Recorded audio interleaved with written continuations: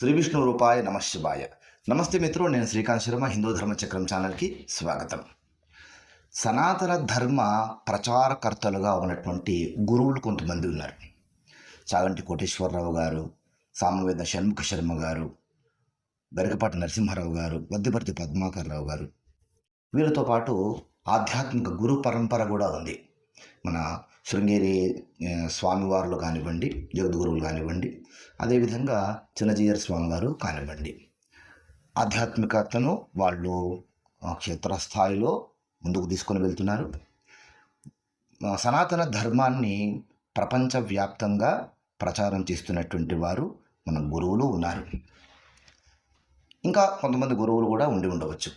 ఇప్పుడున్నటువంటి పరిస్థితుల్లో మన ధర్మ రక్షకులుగా ఉన్నటువంటి కొంతమంది, వేళ్ల మీద లెక్క పెట్టుకునేటువంటి వాళ్ళు కొంతమంది ఉన్నారు. సనాతన ధర్మ రక్షకులు అని వాళ్ళను మనము చెప్పుకోవచ్చు.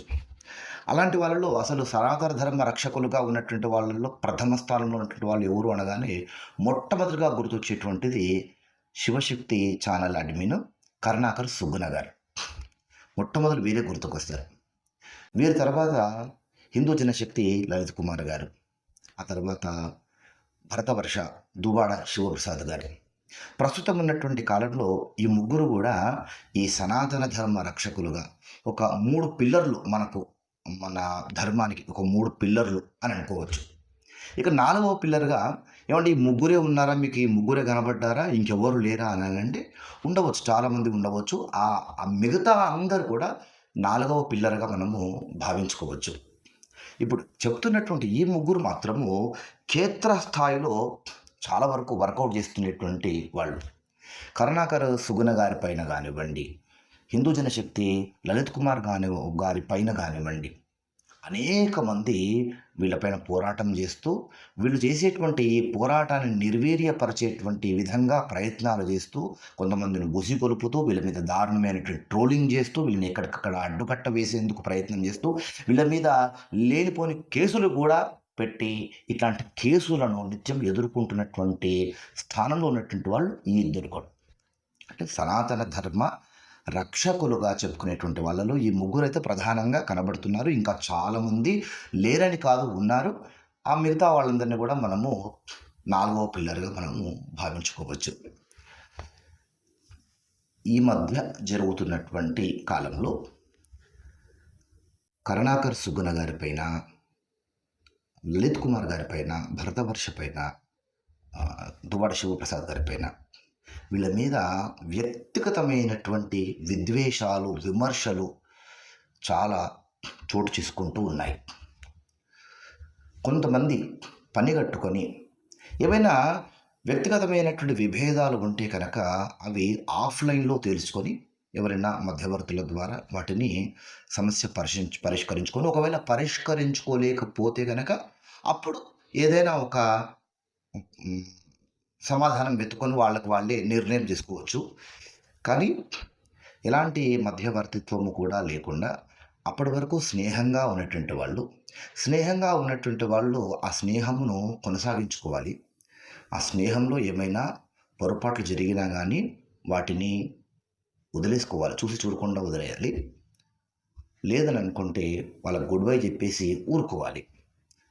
కానీ స్నేహంగా అప్పటి వరకు ఉన్నటువంటి వాళ్ళు ఒకసారి మధ్యలో ఏవైనా విభేదాలు వస్తే వాళ్ళ మధ్యలో జరిగినటువంటి ఈ ప్రైవేట్ కన్వర్జేషన్స్ ఏవైతే ఉంటాయో, వ్యక్తిగత గోప్యతకు సంబంధించినటువంటివి, వ్యక్తిగత సమాచారము, అరే మన వాళ్ళే కదా అని చెప్పుకుంటున్నటువంటి విషయాలు, వీటన్నిటినీ కూడా పబ్లిక్లో పెట్టేసేసి, ఇప్పుడు నీకు నాకు వ్యవహారం చెడిపోయింది కనుక ఇప్పుడు నువ్వు ఫలానా వాళ్ళ మీద అన్నటువంటివి అన్నీ ఇప్పుడు నేను బహిర్గతం చేసేసి, ఆ ఫలానా వారి పట్ల నీ మీద ద్వేషం కలిగేట్టుగా చేసి, నీకు ఆయనకు ఉన్నటువంటి స్నేహాన్ని కూడా నేను చెడగొట్టేటి ప్రయత్నం చేస్తా.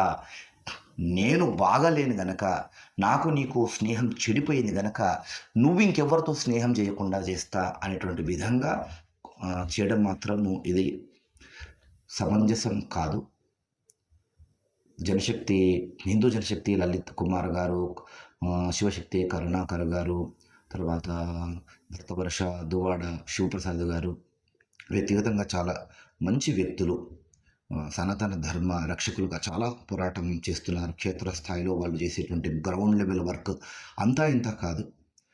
ఇలాంటి వారిపైన విమర్శలు మనం చూడడం అనేటువంటిది, ఇప్పుడు కనబడుతుండడం అనేటువంటిది నిజంగా మనసుకు బాధ కలిగిస్తున్నట్టు విషయము.